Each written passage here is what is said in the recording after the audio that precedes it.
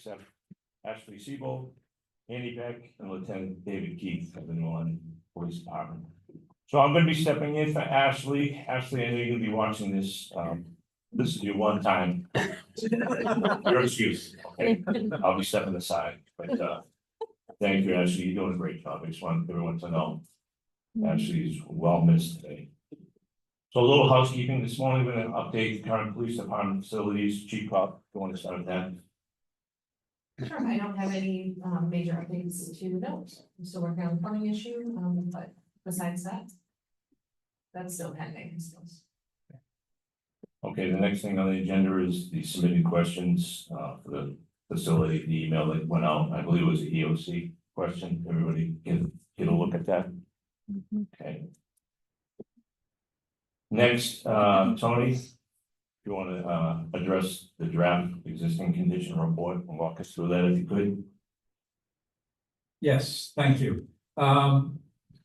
Dropping back for a minute on the submitted questions, we did have some last week. We haven't had any this week, anything new come in, so no responses provided this week. That seems to have quieted down. We had a little flurry. With regard to the existing conditions report, the draft report went out, right? And that draft report is a summary of the findings of the teams that went out, mechanical, electrical, plumbing, and the assessments that were done on the existing facility. Draft reports of existing facilities when they go out trigger just what we wanted to have happen, right? Get that input. You all know much more about the building. We've got comments of, did you look at recent renovation plans? Were you able to pull the documents? So those kind of things that we didn't know exist, we now know exists, and we're able to dig through some of that information. So this is that iterative process of going back and forth, learning what we didn't know, learning more about the building. In the final report in the next couple of weeks, we'll be able to address and assess many of those comments with our La Valley partners as the draft report becomes a final report, working with the chief, the community, the existing plans, as well as any renovations that have occurred. Thank you. Okay, in regards to that, any committee members have any questions? Tony, to me, this looks like it's really, it's a report on the condition of the building. The status of the building, aluminum windows, scuppers plugged up, things like that. At what point are we gonna see a report on how the wish list, the plans list could potentially fit into this building? Yeah, absolutely. So you're gonna see that as part of our slide presentation this morning. La Valley's gonna start with a block diagram of, okay, the committee voted 2 weeks ago to accept the program square footage, the program, the need space, the what goes in each of those spaces. How does that fit in our existing box, if you will, right? We've got limits there that we need to deal with. We've got site constraints of the existing site, not only the existing building, but the existing site.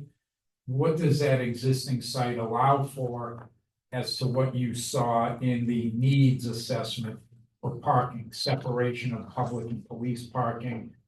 All of those items will be addressed here as well. And that will roll into the conditions final report. The other piece that's not in there currently, we talked about this with the team the other day, is a code analysis. And that code analysis is really depending on the full building. Because those two, I'll call it spaces, are not separated buildings. There's no structural demarcation. There's no demising wall. There's no, if you were looking at condos, there's no separation wall. There's no fire break. It's not representative of today's code. So we need to do an analysis of the total aggregate square footage.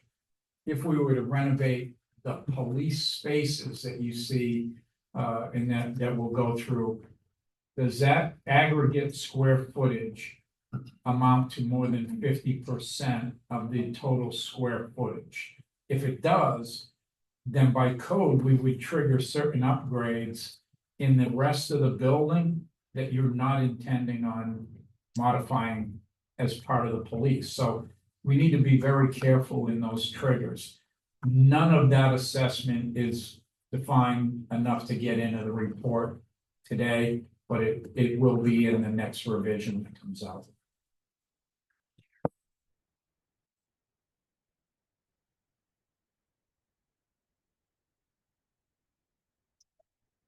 Any other committee member have any questions or comments? Okay, let's move on. We're gonna review the block diagrams, the 1 and 2 story. Good morning, so sorry, thank you. So we're gonna go through 3 options to address the gentleman's comment about the conditions report versus the test pit. They're really 2 separate things, just for the record. The condition assessment, the assessment of the current building and site to accommodate the program is really part of the design process, but together they still work as a total package. Right, so I just wanted to clarify that. So we're gonna show you 3 things. John's gonna run through them. These, we took the space program analysis, which was approved, like Tony said, 2 weeks ago. And that's our bedrock for everything we're doing moving forward. We took that program, we looked at the existing building that they're in now. We looked at the first step in the process for looking outside of that building is to, Tony, you call that a white paper, but taking the program, looking what a 1 or 2 story facility would be footprint wise on just a site doesn't exist, but just a site that we want to test it for the parking requirements, circulation requirements, and the major blocks of space. So this is taking every major block of space, like administration or booking and intake and processing, and using them as pieces to put together a plan. Based on this, we're going to test it on 2 sites. We're going to look at them later today, and John's going to go through these in detail. But these aren't designs; they're just relational diagrams. We've been reviewing these with the chief a little bit before this, so that she's in line with the operational adjacency. So I'm going to turn it over to John. Thanks, Bob. So the first one that we're looking at right now is the existing building. So on the right, you're seeing how the building sits right now. What we've done is we've highlighted everything in like a darker gray that the police basically maintains or occupies. So what we did was basically demoed the whole entire police just to basically start from a clean slate. Yeah, the interior. And then I'm sorry, I just want to know, you don't have these yet, so these are up on the screens. I mean, we were working in them on all of them as of a meeting yesterday. So I think they'll be going out to the group. So you don't have them yet, which is why they're up on the screen now. I know a lot of people like to look at them right in front of them. I do the same thing, but just to clarify that a little bit, that's why you don't have those right now. we wanted the opportunity to kind of discuss it with you first, and then we could share them after the meeting, so. But so what we did was on the interiors, basically removed all the non-load bearing walls. And took the space program to see, these are our puzzle pieces, to see what we could fit within the existing station. I'm sorry, Adam, are you the one sharing your screen? Mhm. Would you mind blowing up? Oh, well, this John made, do you want to blow up the Yeah, first floor? you can blow up the first one. Yeah, blow up the first floor, Top left. or, yeah. Folks, this screen is not readable. You gotta blow it up so we can see it. I'm getting there, Phil, sorry. There it is. You want to come over here, Phil, and sit in the chair here, or?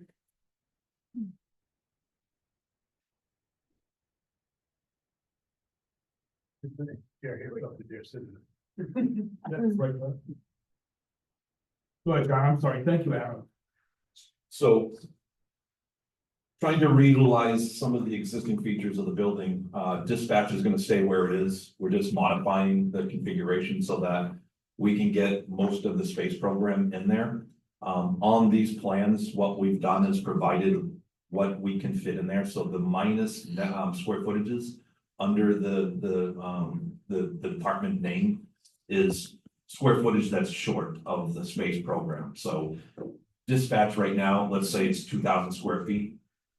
We can only fit 1,700 square feet, so it's a minus 300 square feet that we can fit in there. So we're short square footage.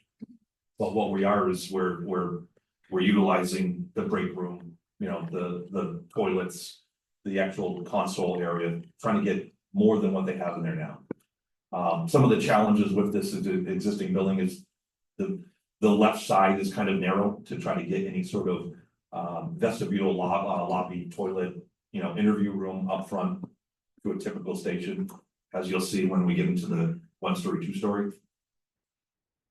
But the yellow is all common space. So what we have is the original vestibule. We're creating a formal lobby with an interview right off the lobby, and then it gets a little more secure as you go into the building. So the green spaces are record storage. It's broken up into 2 spaces, which is not ideal, but that's how we have to work with this space. And then in the back, we have investigations, which we can fit all of the space program in there. Administration, we are creating an addition over the Sally Port so that we can get that square footage on that first floor. Also, what we're trying to do is minimize circulation. So what we have is 5-foot hallways so that we can get more program space on that first floor as much as possible. So as you can see, we're adding about 1,100 square feet to this first floor by adding the administration. So this first floor, there's a lot of circulation because of just the width of the space that we have to work with. John, is there a reason why you're not looking into the space where the recreation department currently is? Yes, we were told that was not available. Oh. If it's. I don't think that's been a choice made at the town level yet, that the police would take over the recreation. But if I'm incorrect, I'm willing to own that. Again, if that is the option, then we could look at that to see what we can fit in there. That would definitely help out. But on the first floor, that's what we have so far. Is there any questions?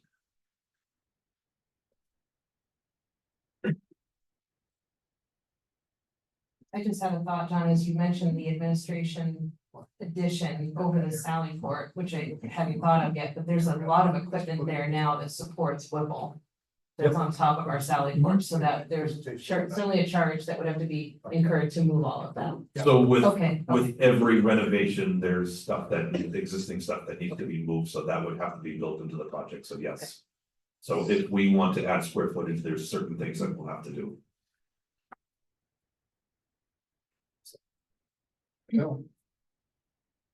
I would just note that the dispatch is larger than what you've shown today.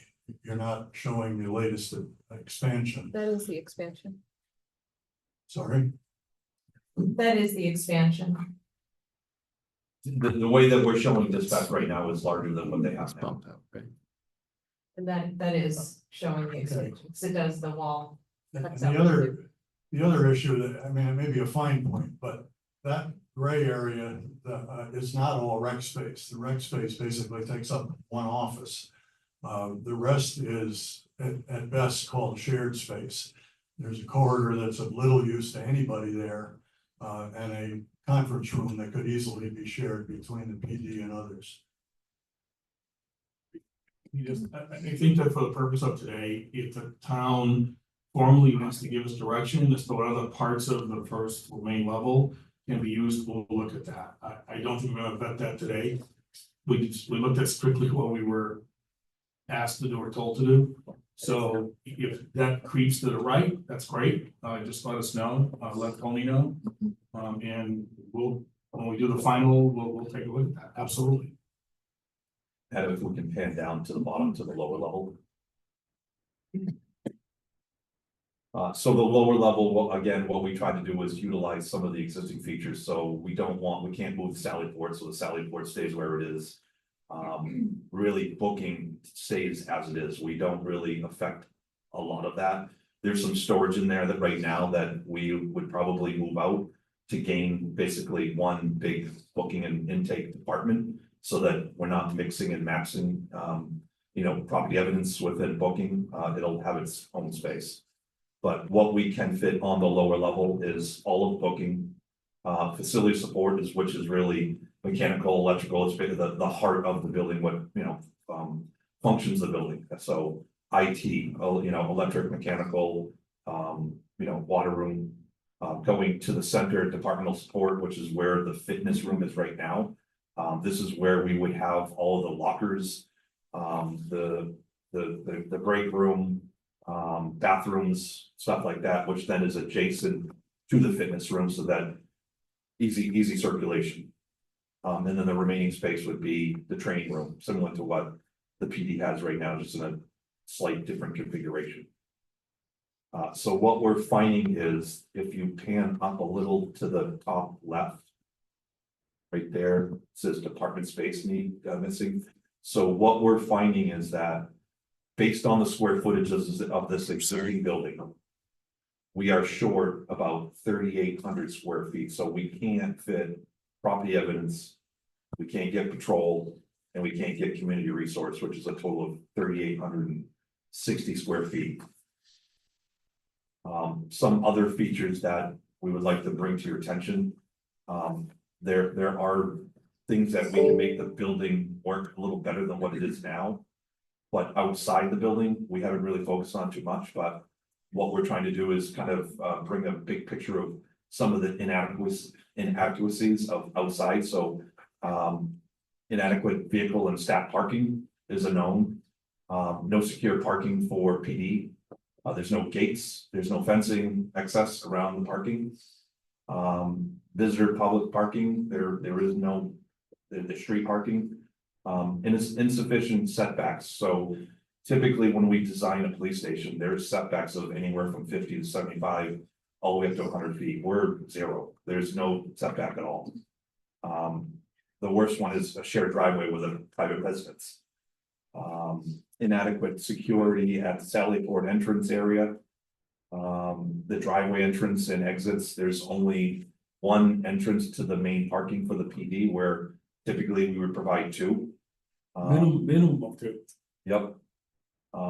Site is limited in size, so we've looked at the site. There is no way to put an addition to this building. There's just no space. And then the last 2 is inadequate location for release of detainees. So what we like to do is try to have a little discretion on when they release detainees, so that it's not right in the front of the PD. Usually it's in the back, but there is no back. There's a couple fronts. And then lastly, ADA access to the building itself. Those are really just the big picture items outside that we feel are challenging to resolve. So that's the existing condition. We've looked at it every which way. There's, again, we would have to take something out to get patrol in. There's just not enough square footage. I think one thing that helped when I was looking at this with John is just to help perhaps the committee understand, when you look at any one of these functions, we'll use administration, that's 100 minus 120 square feet. If you look at your programmatic needs assessment, all of those functions on administration is what is served in that block. So I don't know what we would have to cut something down quite a bit, or by 120 square feet, but just for your frame of reference, as you look at those block diagrams, when you have some time after it's sent out to the group, you can think to yourself, okay, so I'm on the record storage, so all of those things will fit or won't fit, investigations, all of those things will or won't fit. So just to help you understand, I needed that explained to me a little bit more when I was talking to John, because I didn't quite have my head wrapped around it, so. Yeah, thanks for clarifying that. Yeah. The other way that we could look at it is there could be a 10% reduction in some of the departments to fit in within these blocks, but I think we've already downsized these pretty much to where they want to be. Anything smaller, they become unfunctional. So basically we'd be losing program is what it comes down to. I think the only thing to add to this, we don't agree on too much is that, but Tony mentioned it, I think last time we met. when we finalize the program, is that if we're doing a new building, this is not a plug for a new building, just this is factual. When you do a new building, we have a lot more control about circulation and how we lay the building out. The limitations really tend to be the site shape and how it accommodates parking or driveways, and that leaves a buildable area, but usually that buildable area is a better ball claim to work with. When you work with this kind of a building, our factor that we use, the multiplier factor, we use a 25% because we separate out stairs and elevators, things like that out. Where some people don't, they have a higher multiplier. We talked about that twice, I believe, in the last 2 meetings. When you apply the program to this kind of a building, the multiplier is gonna go up. So what that really means, in addition to the fact that some of these areas, right, John, some are matching, some are meeting programs, some are not, they're falling short. They're gonna fall shorter because the multiplier, the efficiency factor is gonna go up. You with me? Because we gotta work with what we have, so we can't do whatever we want. That make sense? So I believe, Tony, you had mentioned that previously, I believe, at least once, so. Does anyone have any questions on the existing option?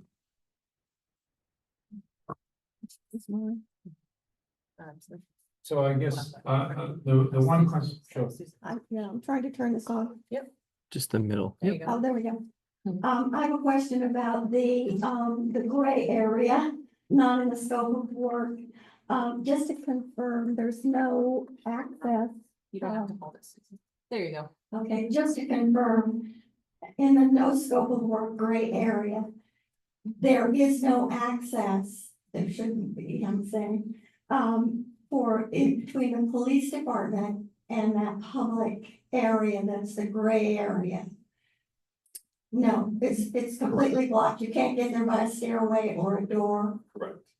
You could get there by a door. We can get. We can provide access if it was required, yeah. Oh, I'm saying I didn't think there should be. Okay.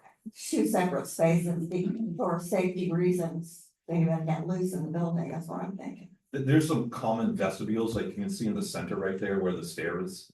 So there's common vestibules that we could provide security.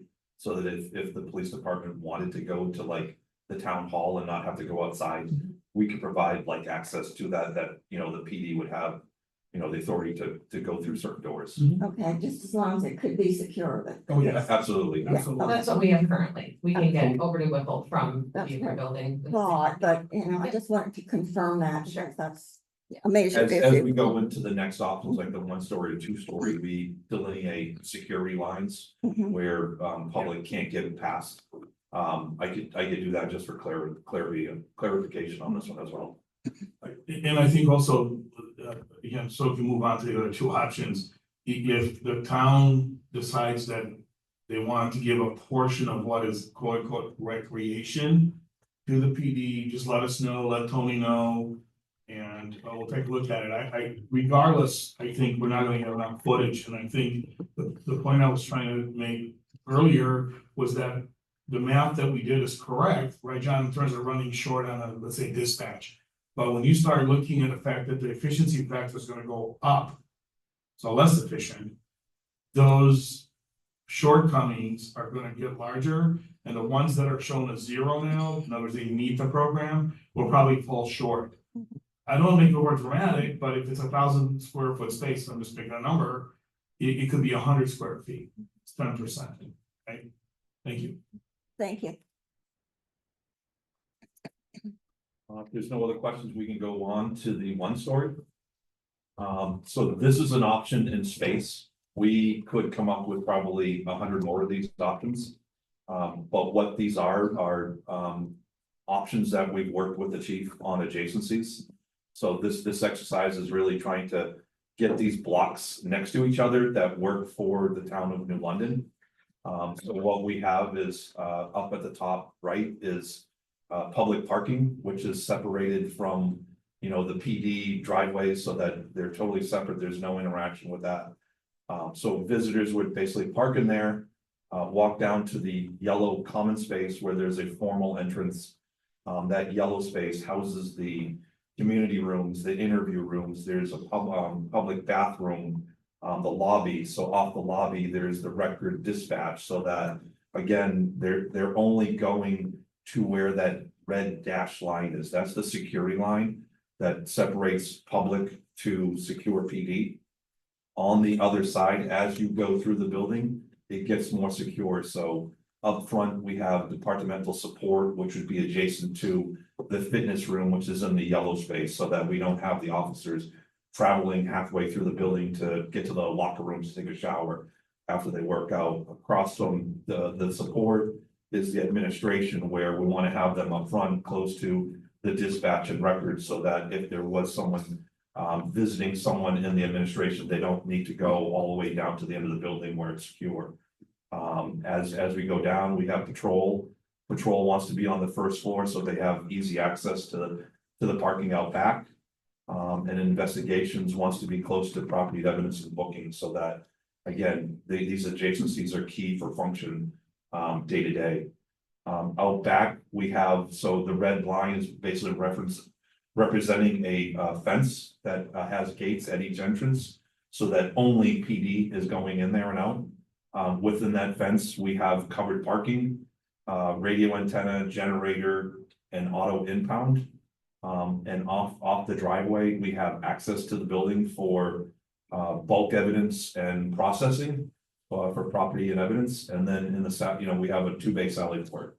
So you can see that we have all these adjacencies working together to make this building function properly. You can also see that the yellow hallway is really as minimal as possible. Our goal is to try to minimize circulation and maximize program space, so that we're spending our money in the right places. And then what we also did was highlighted some key exit points. So in the back, the PD could exit to the driveway easy. Patrol has their own exit, so that they don't need to go through the main building if they don't want to. And then facility support has their own entrance for any sort of maintenance, day to day, week to week, whatever it is. So I think one of the key things here that picks up on the comments that we made, especially on the periphery and exterior of the existing building, which are security issues from modern police design. This actually, does a lot of things. We'll look at this approach on the 2 sites we're going to be starting next week on. But this kind of a concept would work for a corner site, obviously, but minimally what we look for is 2 means in, 2 means out. You got a minimum of 2. 3 is a bonus. The other thing we try to avoid when we do site planning, like this, John touched, I think, briefly on it, is not to mix public parking, public traffic with police cruisers, police vehicles, sally port areas, or police staff. And this does that. Now, sometimes we can't avoid that, but again, depends on the site. But and this is just what you call it, Tony, white paper. It's on white paper, so we're gonna, when you see the 2-story, the same thing, but that's the building blocks that we're gonna take to the actual sites we're gonna look at. But of course, we're not gonna take and just plop it on there, right, John?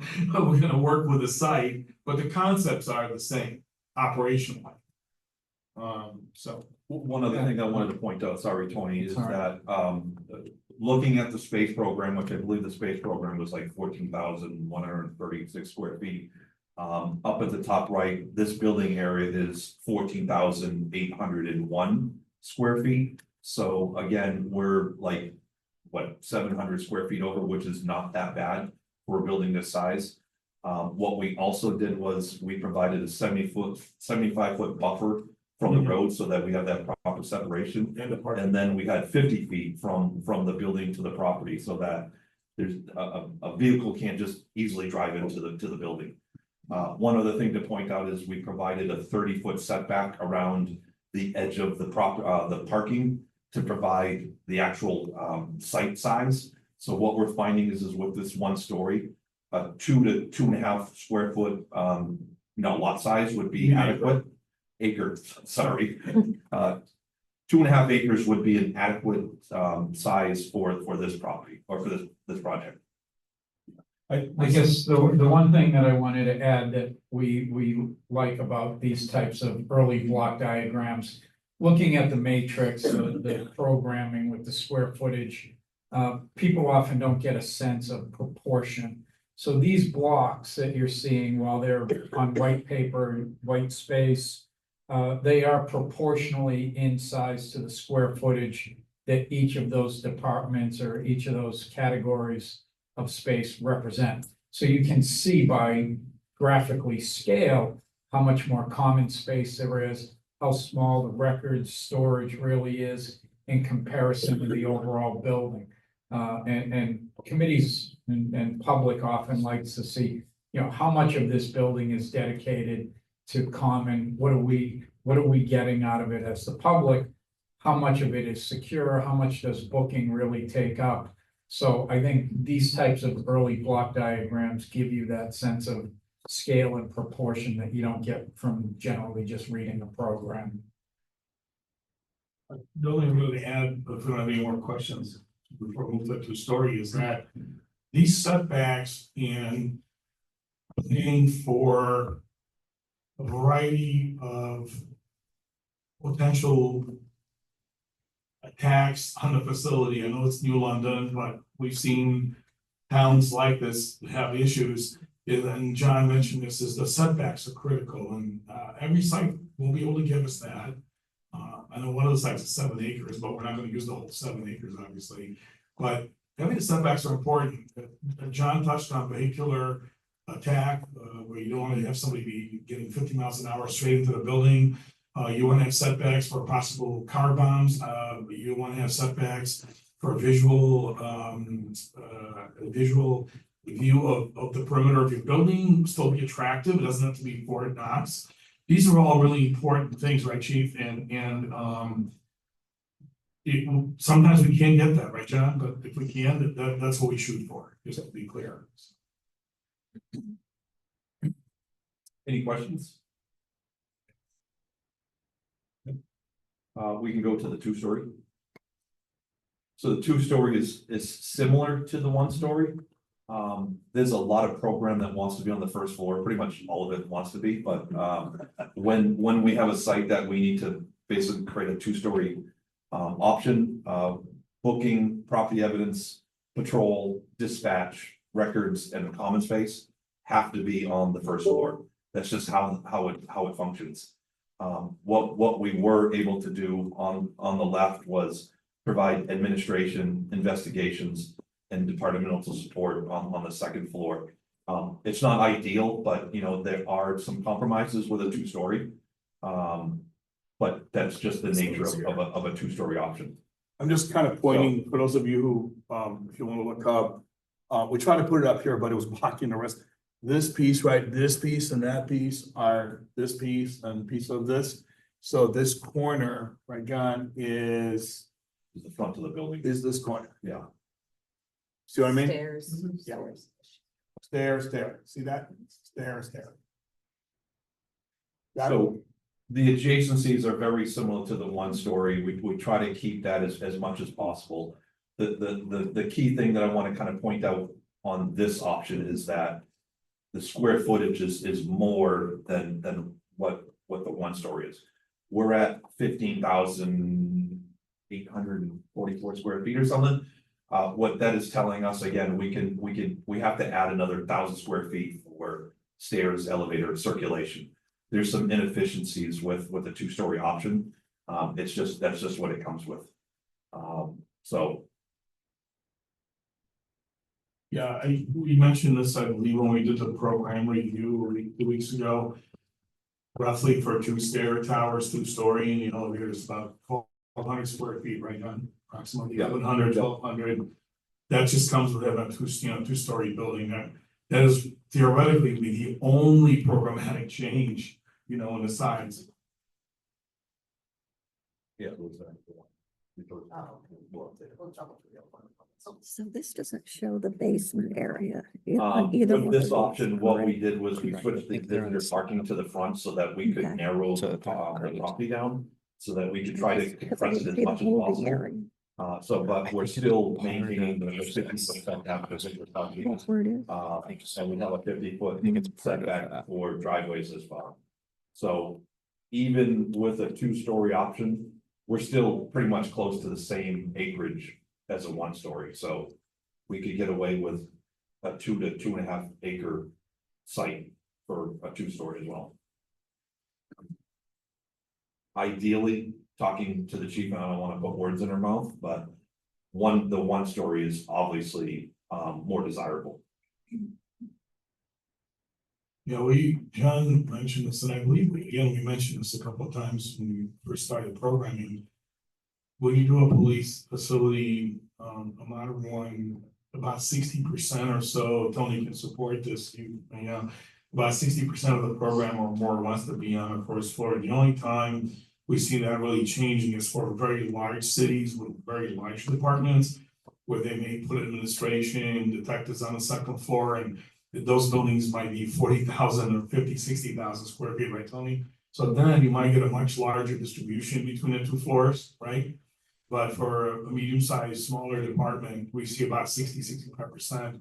And that has to do strictly with operational efficiencies and requirements. It has nothing to do with architectural design, right, Chief? So. Yeah, we broke out the main level and the upper level. So the main level is just shy of 12,000 square feet, and the upper level is just shy of 4,000. So you can see the comparison of what Bob was saying is that there's 60 to 70% of the program space that wants to be on the first floor.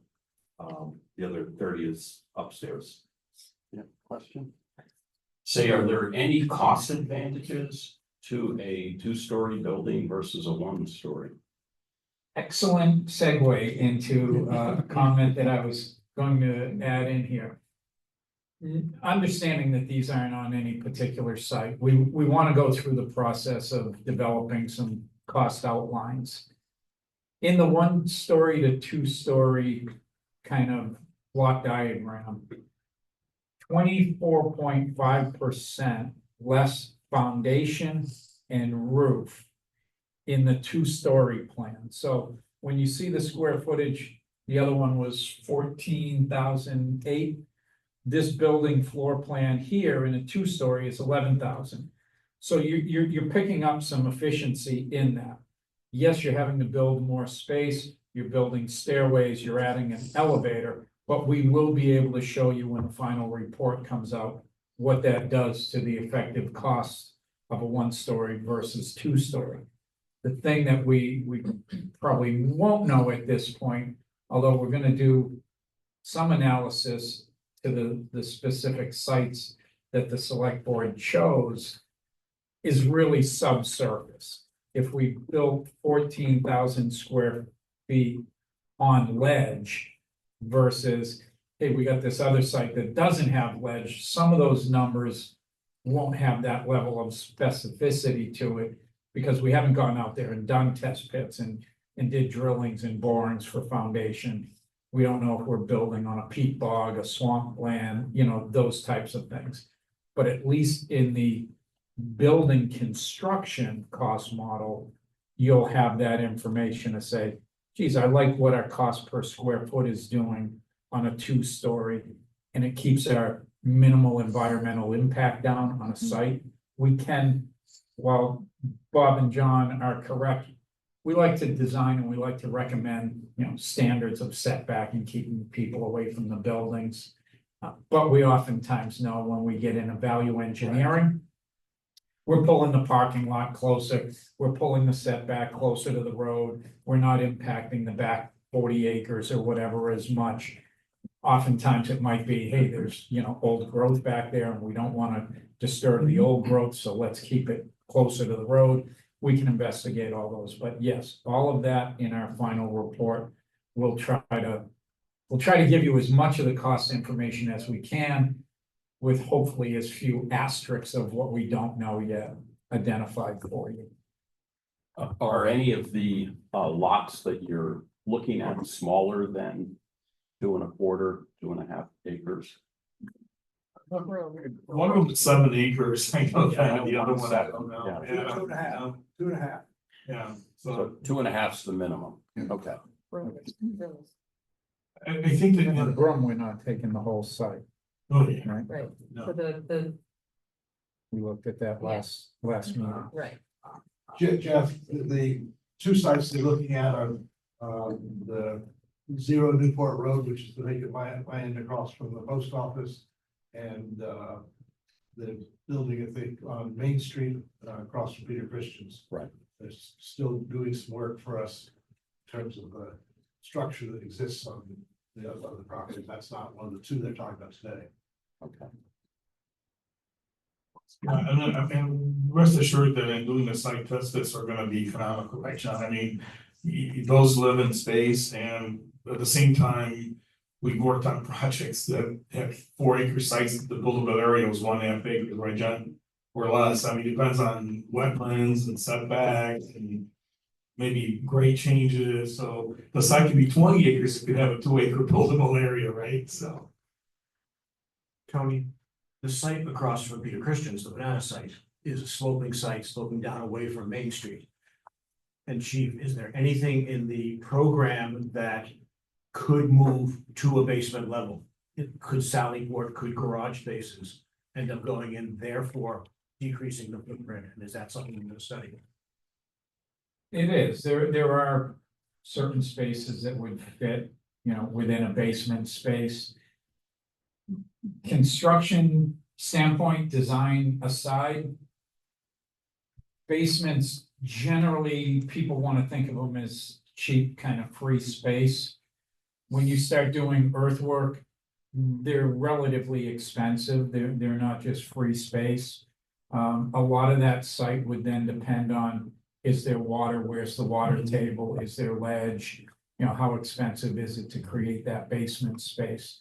If it's on a sloping site and you can get access, that's beneficial to both ADA accessibility. You may be able to eliminate the elevator if we consolidate walkout space at one level, police and patrol functions at another level. I've done that recently with a police facility where all the patrol came in at the higher grade, cells were up there, Sallyports were up there. The public was restricted to the lower level. There was a small parking lot, enter in, admin, booking, records, not booking, records, and those type of lobby functions. There's a meeting room. And the space was separated without the need for an elevator. So that could be a savings there as well. As long as we don't need to put a bathroom down there, that doesn't work. Yeah, we start getting into ejector For that pumps and reason. different things, yeah. I think as far as stacking and everything, if the site has that kind of a slope. When we do our site test, we'll look at that. That's the short answer. Generally, the relationship between patrol. Booking, processing, holding intake is a very important relationship. Every department works different. But they usually want to have patrol areas close to booking intake. That's 90% what we see, and it has to do with police operations, not architectural design. So how we stack buildings, again, is based on that. Would you agree, Chief? So, yeah. But we'll definitely look at that if the site speaks to that, right, John? We'll look.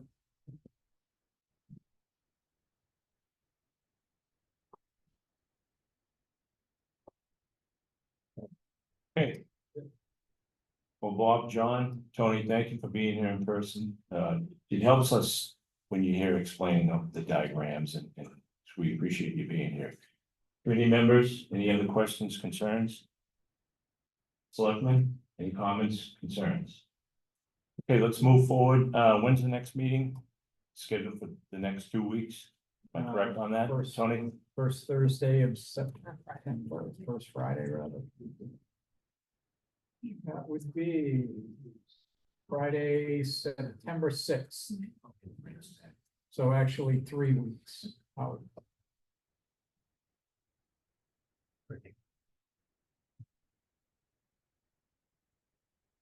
Everybody good with that?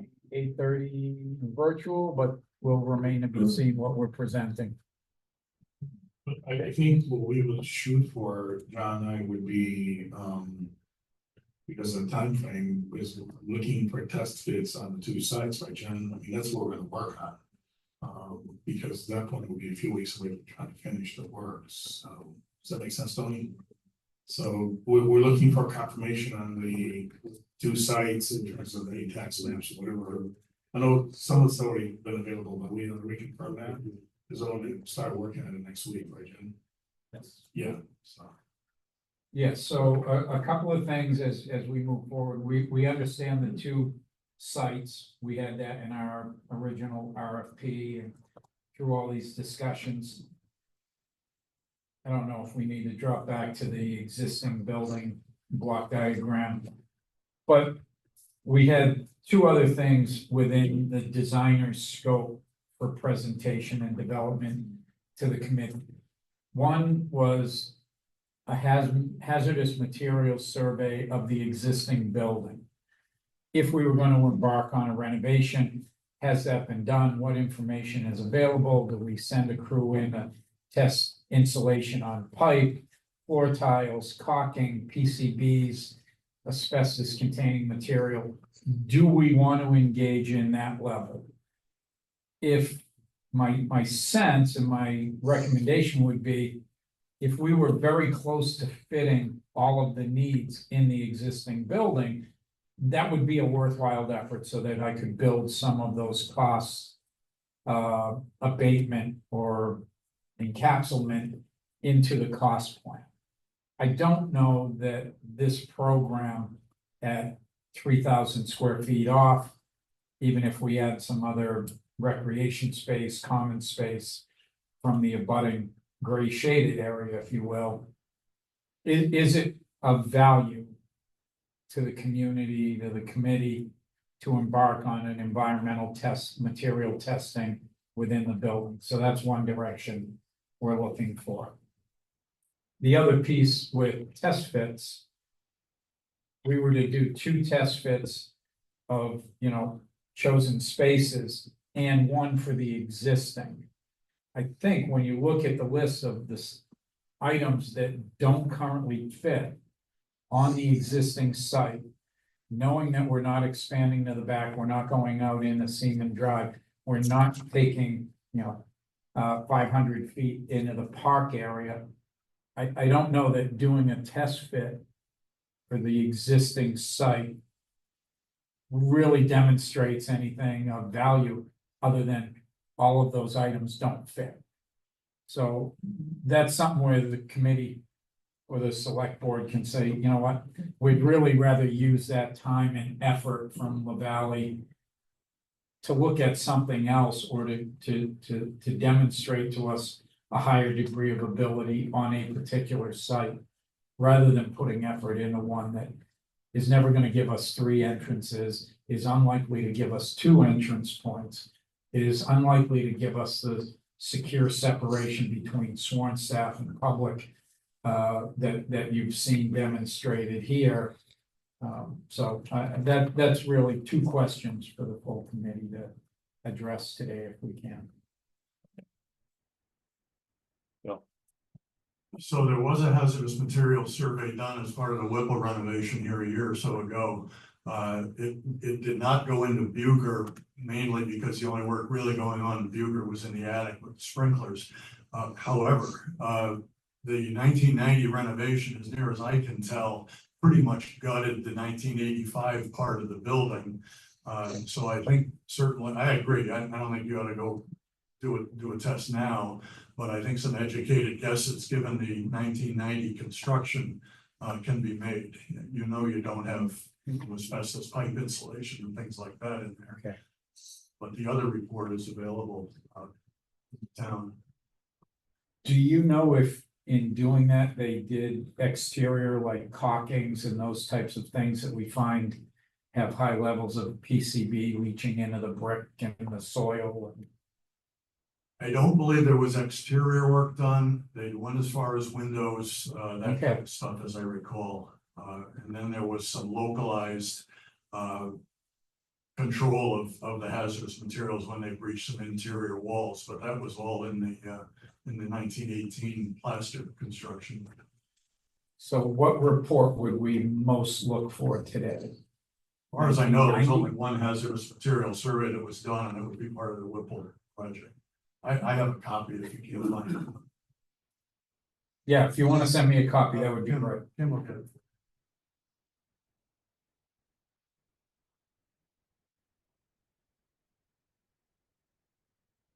Okay, anything else, any other business? Okay, we're pretty much on schedule, we'll open it up to public comments, go ahead, Phil. Just one last question. I'm left confused as to the last time you listed, I think, reiterating what the selectmen had said, that there were 4 things we were looking at and understanding it boils down to two other sites. But one of those options was to tear down Bucher and build something else in that lot. Are we done talking about that, or where does that stand? So, yeah, we haven't really discussed that. I think, you know, as we currently look at what to do on the existing site, that could be one of the options, is looking at taking the existing building off and building new in that kind of footprint. That's what you're suggesting. And I think that was one of the questions. My understanding was that that was what the selectmen had discussed. Yes, 2 sites in the existing. So I think that Tony, the issue with that existing building, again, we have no axe to grind with Bucher or Whipple or anything. Because there's not any tear down, new construction, it's not gonna address the issues of that site. You're still constrained by what's there. And the bullet points that John went through are still gonna be there, whether it's a new building or it's, you know. Or it's a renovation with a small addition on top, or, you know, not to be negative, we're just being factual. Do you agree with that, John? I mean, it's really not gonna fix it. I guess one thing that I would point out is if we look at the existing floor plan of the upper level recreation, we have highlighted about 2,100 square feet. And that basically houses the main entrance to the Whipple or the town hall. If we were to able to use some of that or all of it for the What happened to police, that? that would be a huge help to reduce the square footage needs. We have to create probably a more formal entrance to the town hall. If I Base, went but with them to- I think going outside, or even if we tear this thing down, the PD and the common space are overlaying each other. You can see that common space departmental support is under the town hall, so there's no new construction that we can provide there. And then on to the left, there's setbacks, there's driveways that we can't increase the footprint size, so there's no reason to tear it down and do something new. We could try to add another story to it, but I'm not sure if that's feasible. So there's a lot of things against this option, but we're here to work for you. You guys tell us what you want to do. Well, and I think in that option, and it is, I just pulled up the meeting minutes, one of the 4 questions was demo the existing space and build new in that area. We have to keep in mind that because these buildings are not separate, even though we refer to them as different buildings, it is a singular building. So that will require all of the mechanical upgrades, all of the electrical upgrades. It's gonna require to that gray shaded area of, kind of no work or no intended work. If we were to take off the police portion and add a new 3-story, connect everybody up with elevators and do all that, it will be a significant project. It will eliminate any ability to house and operate in the building during that level of a renovation. That's very easily gonna get into what's called by building code a level 3 alteration. And it's gonna trigger a lot more upgrades. We can certainly look at it. As Bob and John have said, we're here to work for you and look at that. But I just caution how deep we go into that to find out that it really isn't the most financially, fiscally responsible option. And it's gonna change your building completely. And it still wouldn't solve your site challenges, which are critical to the PD operations. believe me, we have no nice to grind this, but if you asked our opinion professionally, just John and I think we would discourage you from doing that.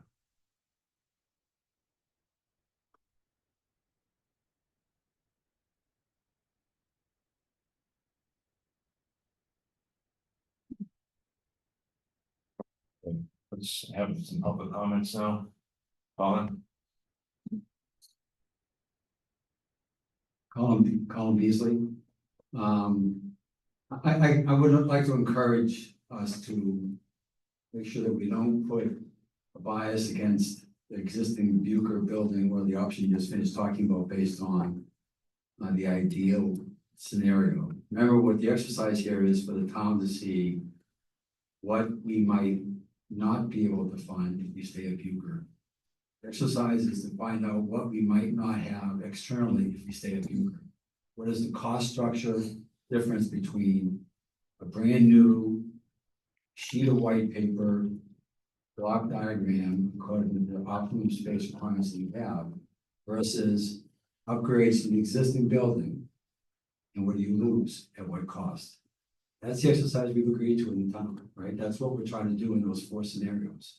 And I think it's important that we pursue all the work necessary to understand that. I have 3 questions. One is the Harriman report, if I recall correctly, actually had scenarios that had built additions.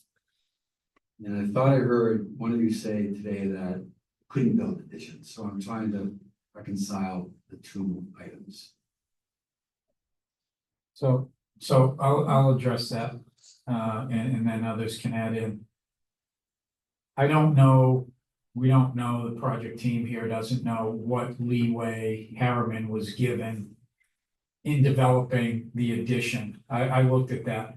It impacts the neighbor that we've now been told that property is not gonna be part of this project, right? It's not for sale. We've heard that we can't go into the park area and we have to stay within our boundaries. From the Harriman diagrams that I looked at, they took some leeway in how big that addition could be.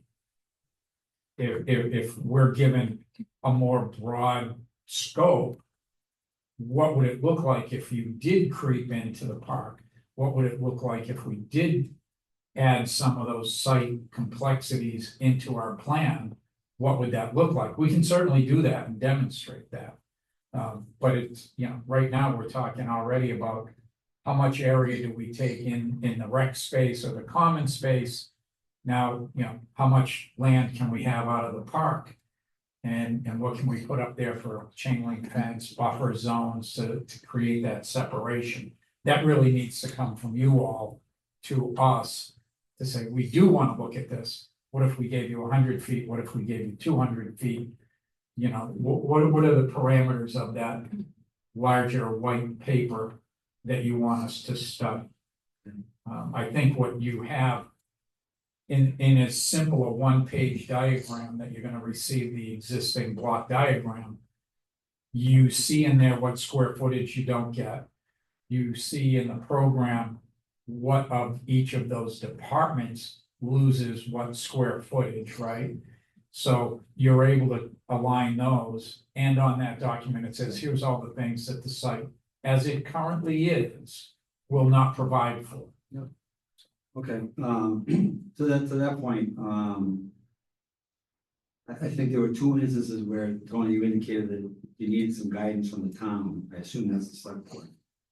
On whether or not the gray space, specifically the recreational area and the shared space, could be made available for additional space requirements for the existing space. So how does that get addressed? I mean, that's it. You asked the question. I guess we should get an answer to that question, aren't you? And maybe it's something that you want to deliberate on, but I think at some point in time, it is a material level space that might affect square footage implication. So I assume we're going to carry that as an action and get it addressed, right? Yeah.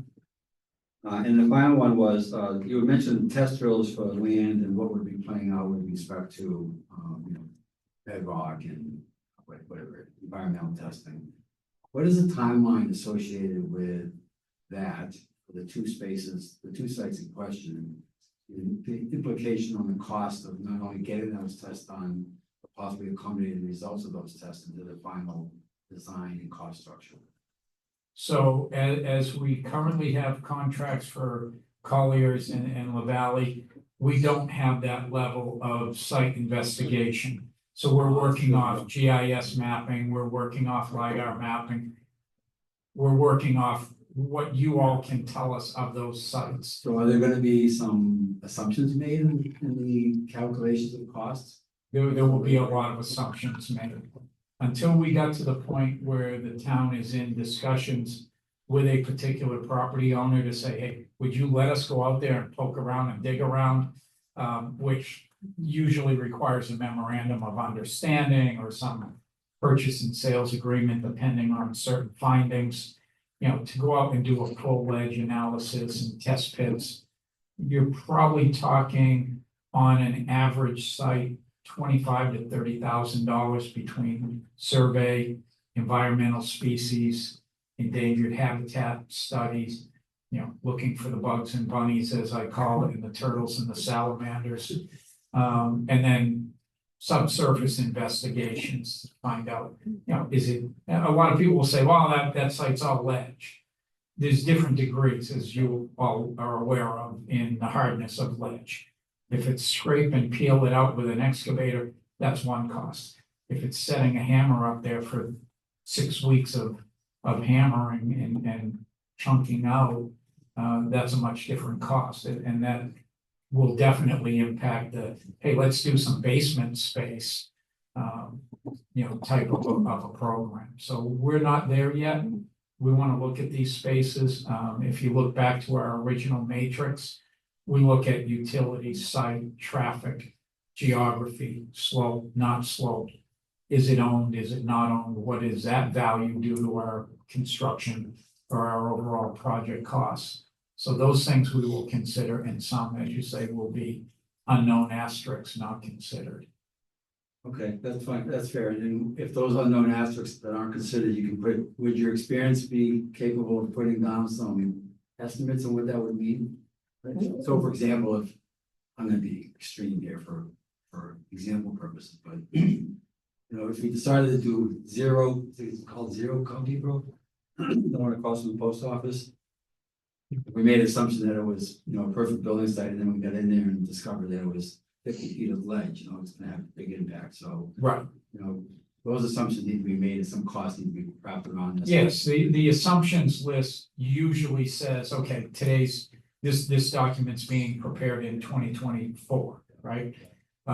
When we do cost escalation and we're thinking about building in the future, we estimate to the midpoint of construction. So we'll sit here today and say, okay, if this all goes well, the town's going to appropriate and approve a project in spring of 2025.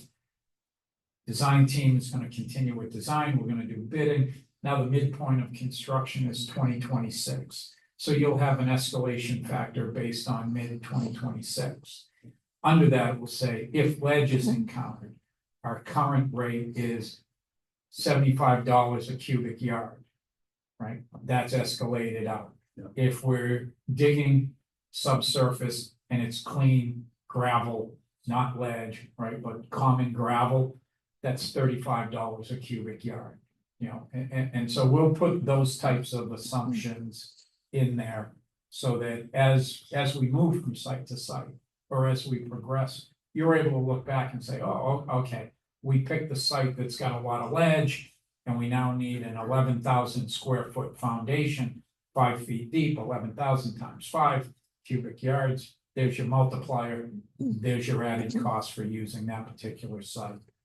Does that help? Yeah, it does very much, and I think that when we think about how we present it to the town, it's gonna be those variables, to the extent that they have materiality, will provide, we'll have to provide a range, right? So the town appreciates the upward level, possibly, right? So, yeah, thank you, appreciate it. Yeah.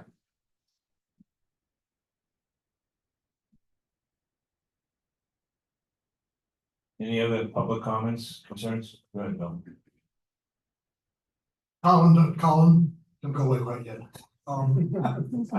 In, just to make sure it's for the selectmen's benefit, the question of comparing the existing facility and so on, which is one of the things that we said we would do. The program that this committee has said appears to be the adequate program of some 14,000 square feet, is some 3,800 square feet short by the diagrams today. In order to do the don't change anything alternative, would you suggest that this committee should go back through the program and eliminate 3,800 square feet of activity so that we could see what 8,400 square feet of activity looks like? Is that the? I mean, that could be one of the options of pursuing it, and How else would you do that? I don't know. Given what the you know, it's fair. professionals have said about the site. So for example, the one area that I know we've talked about in the past is, you know, the need for community. I don't know, what does that equal for square feet? So if you took 10% off of everything, so I think the committee could take a look at that. So Say what for gets example, covered. I mean, this is important because It is. if LBA is going to come back in 3 weeks and they're gonna be near the end of their proposed contract, we don't particularly want to end up just spending money because missed the timeline, right? So as I'm sitting here taking my notes, I suspect Jan and Bibi are doing the same thing. The question is, what is going to satisfy the option of do nothing on a different site? But we've got this 3,800 square foot gap now between the program that this committee is recommending or approved and the reality of the block diagrams you see today. So listen, I mean, that's what happened in the past, right? The Harriman report had something similar, 14,000 something square feet. And then there was an exercise done to see how, when you fit in the Bucher, and that's what played out, right? We figured out what could be fit in and what couldn't be fit in. This committee could take a similar shot at that. It comes down to, I think, at least educating the community that if you stay at Bucher, these are the things that the chief doesn't get in her list. And if you leave Bucher, those things are adding X cost to the structure, right? Well, I would say it's not things the chief doesn't get, it's things the community doesn't Well, get. that's fine. I mean, say, I mean, But that is the goal, and just go back and say, as much as we'd like to do what the program is that was agreed to 2 weeks ago, that doesn't fit. And so therefore, this particular option, which is one of the options we agreed to look at, right. this is what you're not going to get, right?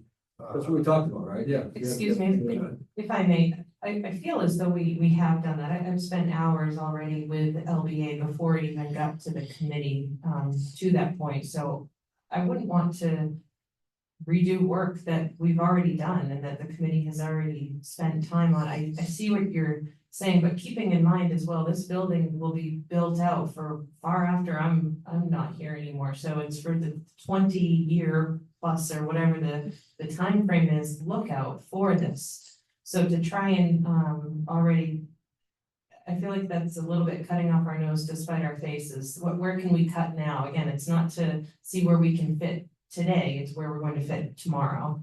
I understand, Chief, but I'm trying to understand what Colin is asking for here in terms of this alternative. Because Right. it's a shame to go several more weeks down this process and have that issue still be hanging. So maybe we're addressing it right now and we need to, because I see 3,800 square feet of unidentified space here, and I don't know how we meet the goal of maintaining this option and saying, well, what are we going to cut out? Because you're right, that's been done several times more, but I don't think we've satisfied some element of the community that it's possible to continue with the existing space.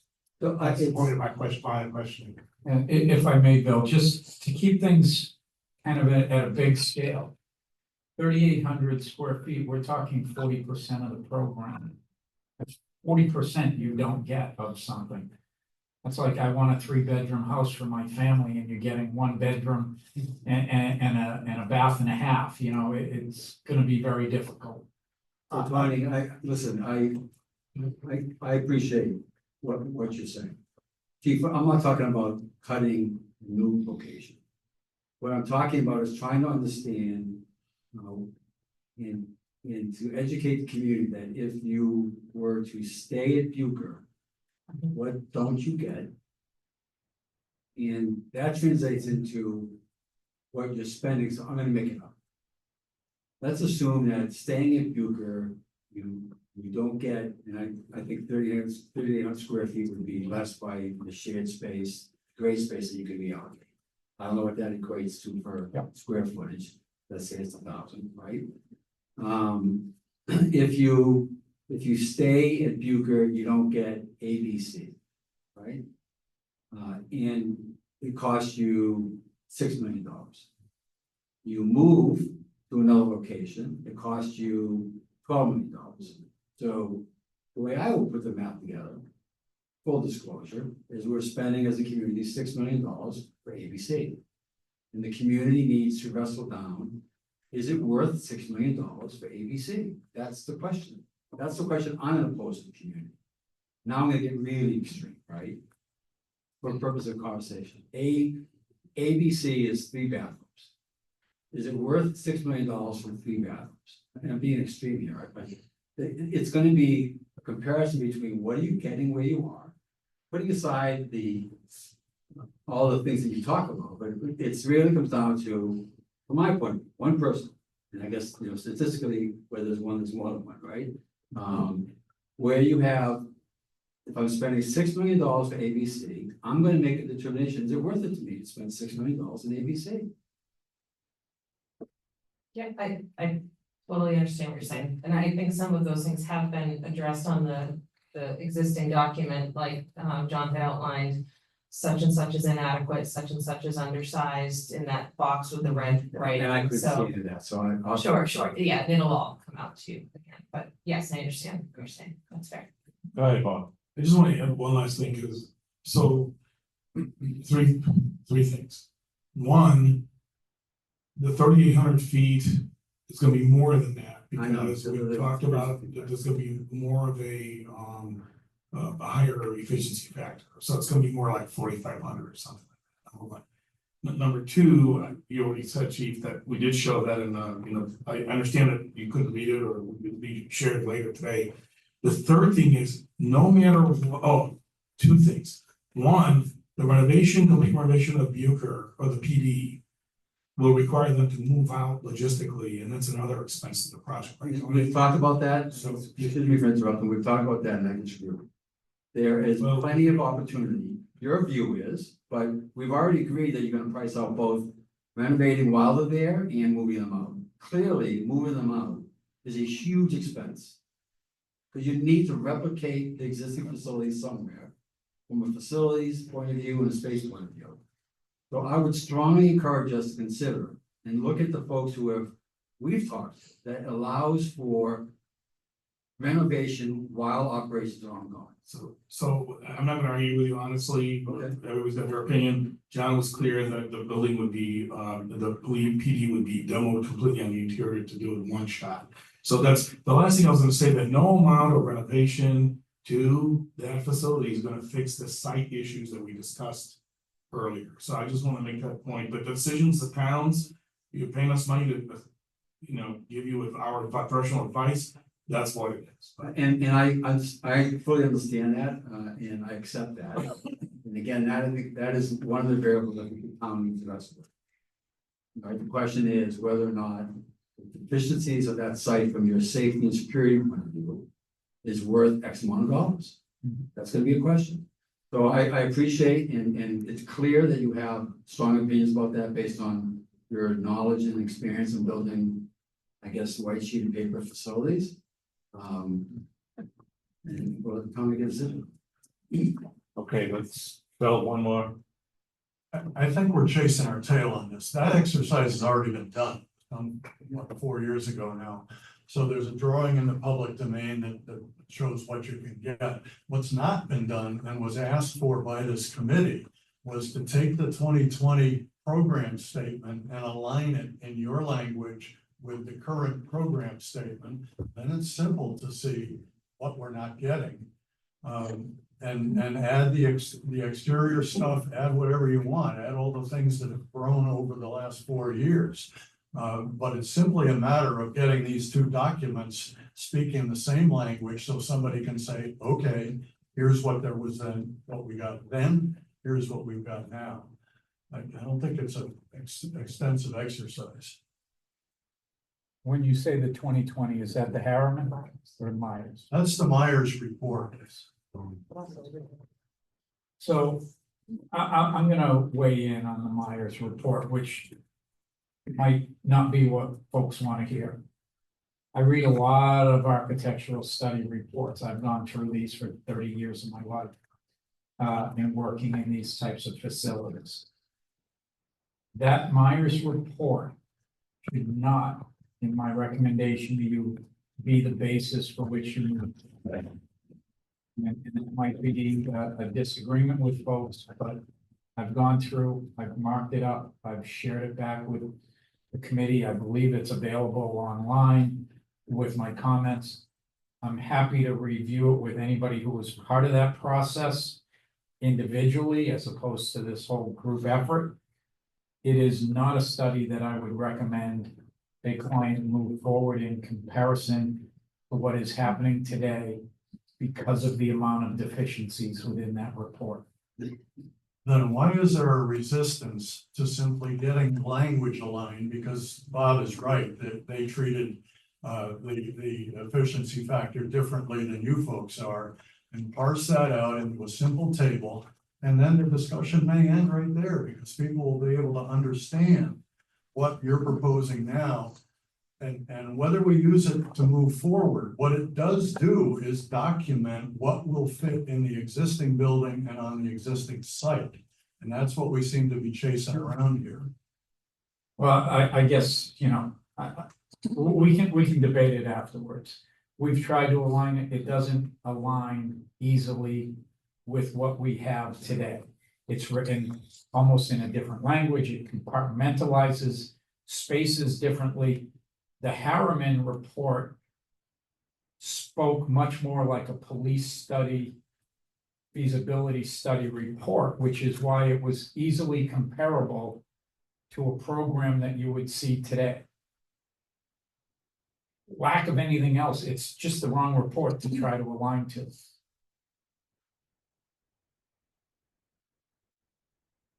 Okay, I'm gonna make a motion to close this meeting today. Second. Okay, this concludes the August 16th Police Facilities Advisory Committee. Thank you everyone for coming.